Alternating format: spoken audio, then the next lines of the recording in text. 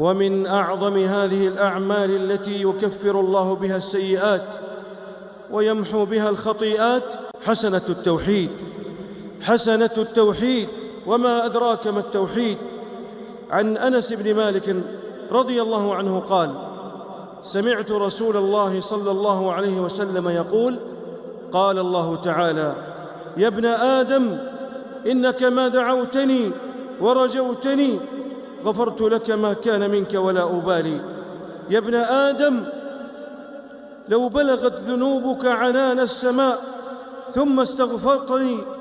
ثم استغفرتني غفرت لك ولا أبالي.